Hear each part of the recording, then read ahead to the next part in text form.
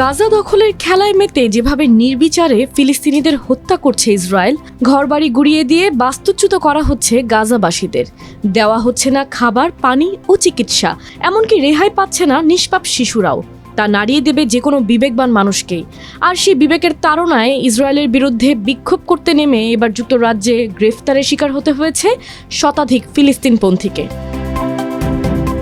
British সংবাদ মাধ্যম the টেলিগ্রাফের এক প্রতিবেদনে বলা হয়েছে, ফিলিস্তিনপন্থী বিক্ষোভ থেকে লন্ডনে 50, ব্রিস্টলে 19, ম্যানচেস্টারে 16 এবং লন্ডনডেরি সহ সারা দেশে মোট 98 জনকে গ্রেপ্তার করা হয়েছে।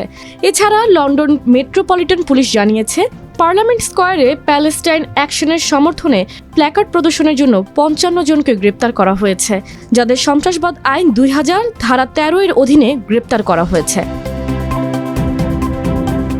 টেলিগ্রাফের প্রতিবেদনে আরও বলা হয়েছে, বিক্ষোভ চলাকালীন ফিলিস্তিনপন্থীরা ইসরায়েল বিরোধী নানান স্লোগান দিয়েছে, যা দেশটিতে ব্যাপক আলোড়ন তৈরি করেছে।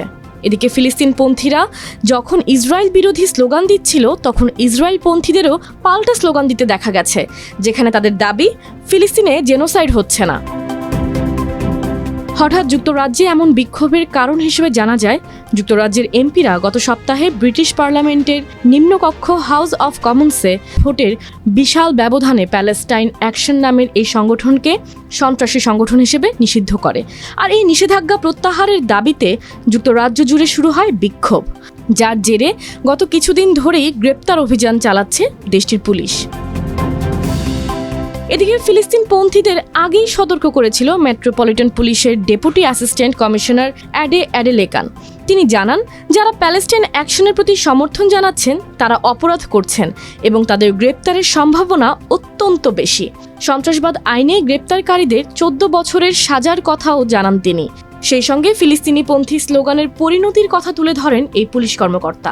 জানান, ভবিষ্যতে ভ্রমণ, কর্মসংস্থান ও আর্থিক ক্ষেত্রেও নেতিবাচক প্রভাব আসতে পারে গ্রেপ্তারকৃতদের উপর।